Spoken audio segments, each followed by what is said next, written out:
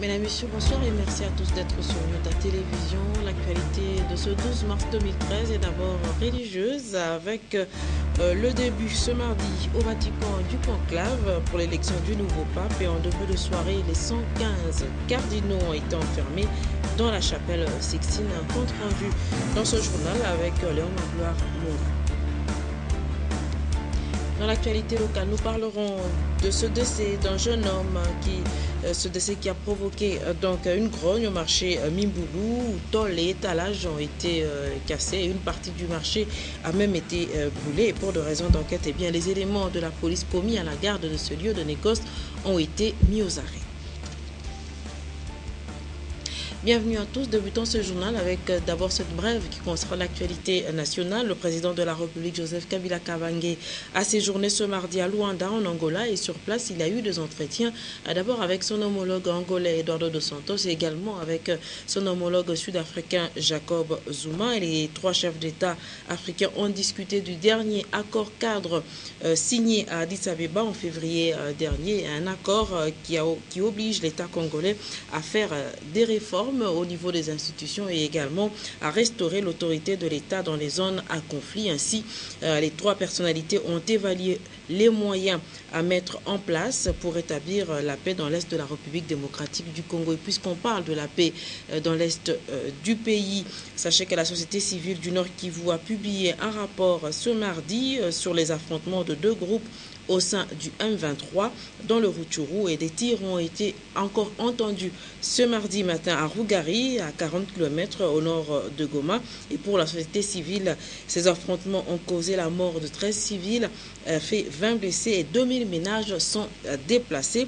Et la société civile appelle à MONUSCO à ouvrir d'urgence un couloir humanitaire pour permettre la circulation des personnes et de leurs biens en toute sécurité. Je repropose ce reportage d'Edouard Kanko qui revient sur les dissensions au sein du M23.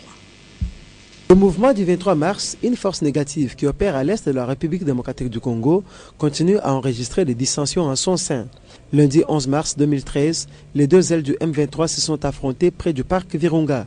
M23 El Sultani Makenga s'est dit prête à collaborer avec la Cour pénale internationale pour traquer et arrêter Bosco Ntaganda, qui soutiendrait le dirigeant déchu de l'autre aile du M23, Jean-Marie Roniga. À titre de rappel, ce dernier a été déchu par les cadres fondateurs du mouvement qui lui reprochaient des malversations financières et d'incapacité pour diriger le mouvement et le sortir de l'impasse. Le dirigeant déchu n'a pas trouvé mieux que de se rallier à Bosco Ntaganda, ancien patron du Congrès national pour la défense du peuple CNDP, qui du reste est recherché par la Cour pénale internationale pour crimes de guerre et crimes contre l'humanité. Ce qui inquiète le peuple congolais, c'est que ces affrontements des fractions du M23 font beaucoup de victimes parmi les populations civiles et la situation humanitaire dans les zones de conflit devient préoccupante.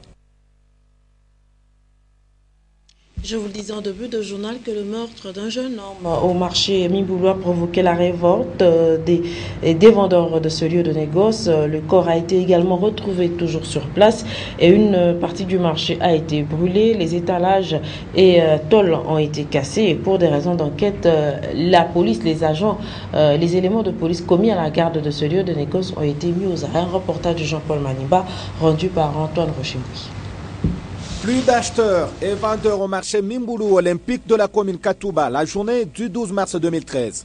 Cette situation ferait suite à l'assassinat d'un jeune homme répondant au nom de Freddy, habitant la rue 2 du quartier Upemba, qui aurait été tué par un élément de la police qui faisait la garde au bureau de l'administration du marché Mimboulou. Ce qui a suscité la colère des habitants de ce quartier. Ils ont brûlé les pneus et troublé l'ordre public sur la route Kipushi avenue Upemba. Malgré la présence de quelques éléments de la police, ceux-ci n'ont pas réussi à contenir la foule qui a causé plusieurs dégâts et occasionné la destruction du marché Mimboulou.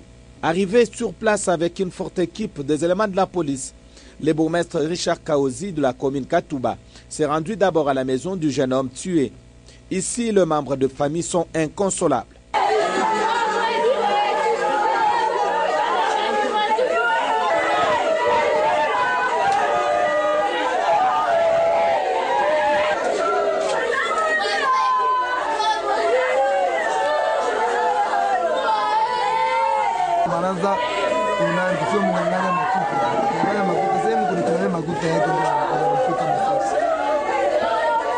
policier ndio ampigana masashi tuku na bobia ni barafike tu mai inatembea na samaki inatembea na mai bantu basa kuvarie njuu ya nini njuu ule baripiga ana soda ni sipi. À l'intérieur de ces lieux de négoce, les jeunes du quartier en colère ont cassé plusieurs stands et tôle au niveau du hangar construit par le gouverneur Moïse Katumbi Chapwe. Quelques étalages en bois ont été brûlés, d'autres renversés et ceux construits en matériaux durables détruits méchamment. N'eût été l'intervention de la police nationale congolaise, le marché Mimbulu serait totalement brûlé et détruit à cause de cette justice populaire.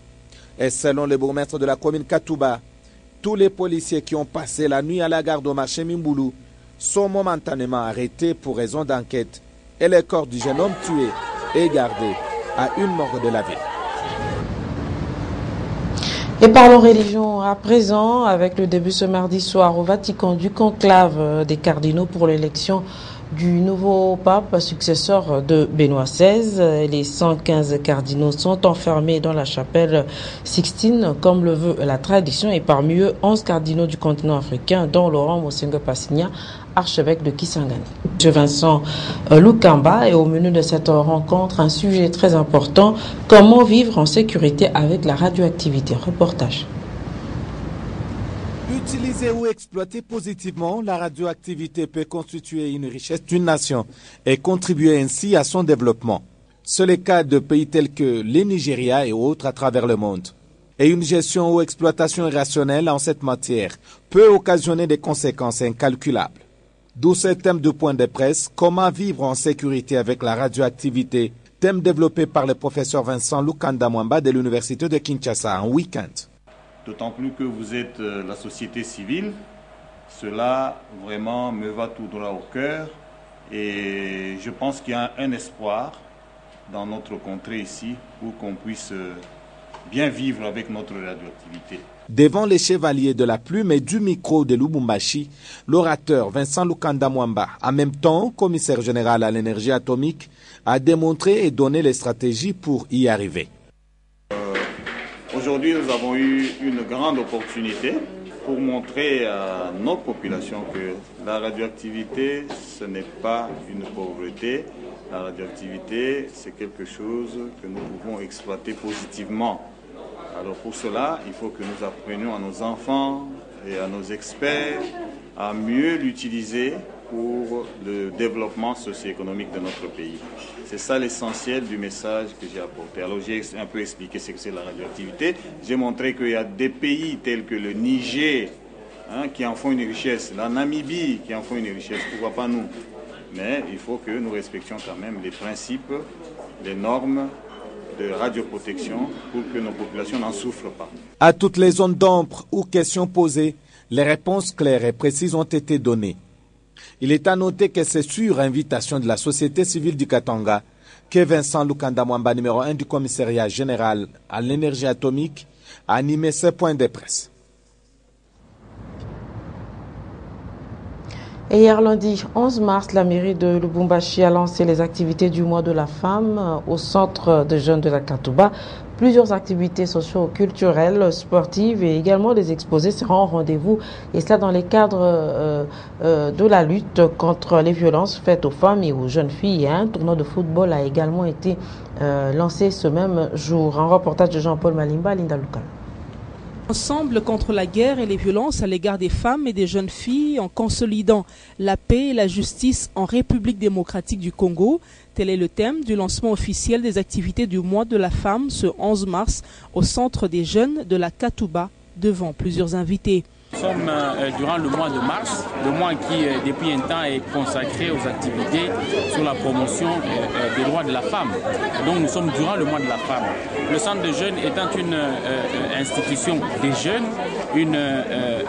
un cadre qui reçoit les jeunes hommes et les jeunes filles, il était important pour nous que nous puissions aussi, durant cette période, organiser des activités de sensibilisation de la jeune fille sur principalement le thème qui a été retenu cette année, qui est le thème qui parle sur la paix.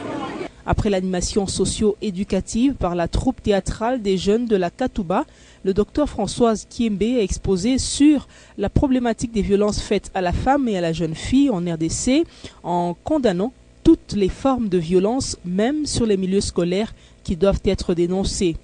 Et le deuxième exposé était axé sur l'impact de la paix, la joie et la justice dans la lutte contre les violences faites à la femme et à la jeune fille. Thème développé par Madame Thérèse Mouika, qui a demandé aux jeunes de suivre l'exemple de la justice des écrits révélés. Ces deux exposés ont suscité un grand débat parmi les jeunes du centre de Lubumbashi, suivi du mot du lancement officiel des activités du mois de la femme et de la jeune fille par un tournoi organisé pour le football féminin. Ce premier match du tournoi a connu la participation de deux équipes de la place, notamment celle des filles de l'école Mwinentanda et de l'institut Djoua de la Katouba. Et nous continuons à parler de la femme. Cette fois-ci, il s'agit du degré élémentaire à la maternelle. Eh bien, ce sont souvent les femmes qui encadrent et prennent soin des enfants. Et selon les pédagogues, celles-ci s'adaptent facilement dans ce métier car elles sont très affectives. Et cette qualité est essentielle dans l'épanouissement de tout petit. Un reportage de Janine Bouchou, Richard Chimba. Même hors du cadre familial, ces petits gardent encore son sourire. Une bonne humeur sans doute provoquée par sa compagnie, mais surtout par la présence de sa maîtresse, qui joue ici les rôles de sa mère. En tout cas, moi, je me sens à l'aise d'être avec les enfants, parce que moi, je suis une mère. Quand j'ai les enfants, je me sens en tout cas dans ma peau. Ce métier n'est pas toujours facile comme d'aucuns le pensent. Ces femmes sont parfois butées à quelques difficultés. Si l'enfant ne s'adapte pas bien, là, on est obligé d'appeler son parent pour les convaincre.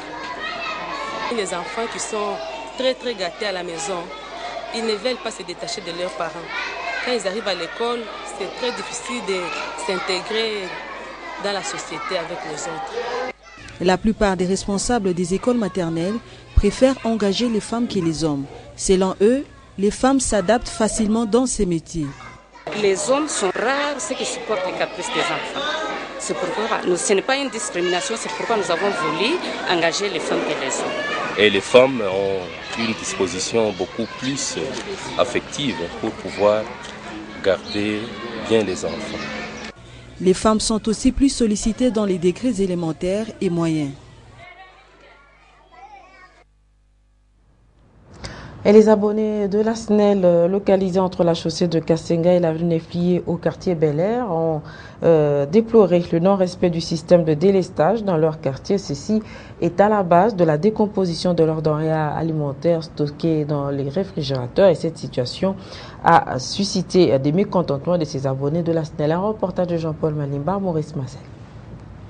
Suite au non-respect du programme de calendrier de délestage, plusieurs abonnés de la Société nationale d'électricité sont privés d'énergie électrique au quartier Bel Air dans la commune de Kampemba, dans l'axe allant à la chaussée de Kasenga à l'avenue Neflier.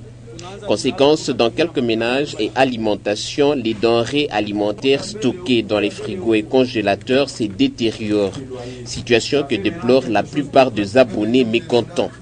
En dehors de ces cas, plusieurs activités commerciales et artisanales sont aux arrêts par manque de courant électrique, notamment dans les bureautiques, salons de coiffure et autres boutiques et ateliers de couture. Le respect du calendrier de délestage éviterait tant soit peu de telles situations déplorables à l'avenir si la Société nationale d'électricité veut fidéliser sa clientèle et mettre fin à d'autres mouvements de mécontentement. Parlons actualité africaine à présent avec le Kenya où certaines personnalités politiques sont dans les collimateurs de la Cour pénale internationale. Et Francis Mutaura, ancien chef des services publics du Kenya et ex-directeur de cabinet du président Mwai Kibaki, est libre désormais, ne fait plus l'objet de poursuites de la Cour pénale internationale. Le procureur de la CPI a abandonné les charges sur lui suite à la rétraction d'un témoin clé dans ce dossier. Un commentaire d'Edouard Kanko. La Cour pénale internationale abandonne toutes les charges qui pesaient sur Francis Mutaura, ancien chef des services publics au Kenya et ex-directeur des cabinets du président Mwai Kibaki. Un témoin clé dans ces dossiers s'est rétracté. Il a avoué avoir été corrompu pour témoigner à charge contre Francis Mutaura. Suite à cette rétraction, Fatou Bensouda, procureur de la CPI, a fait savoir qu'il devient impossible de retenir les charges de Francis Mutaura.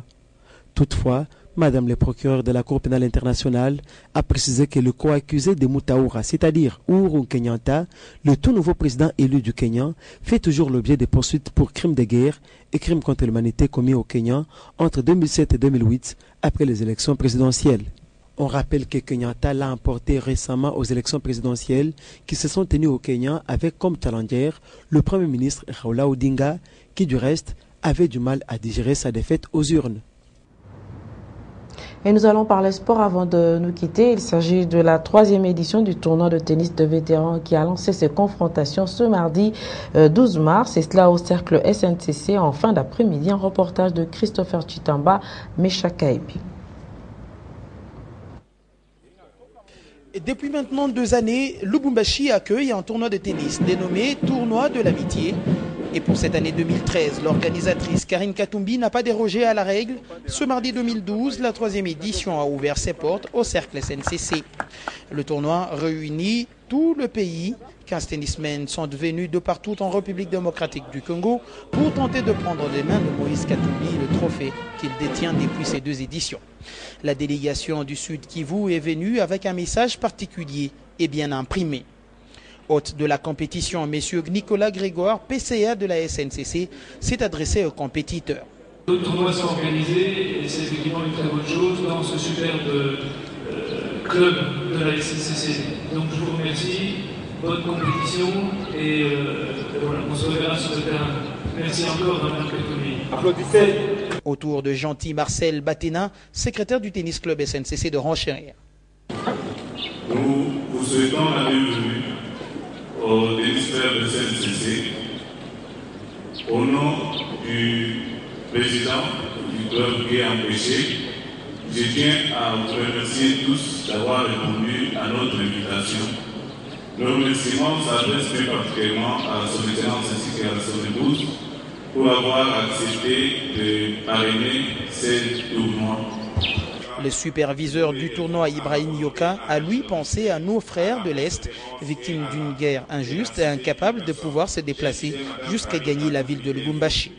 Nous ne pouvons pas commencer ces tournois sans penser d'une façon particulière à tous les tennismen qui sont installés dans les zones de conflit à l'Est de notre pays. Et aussi, on a envie de pratiquer ces nobles sports, mais le contexte ne leur permet pas.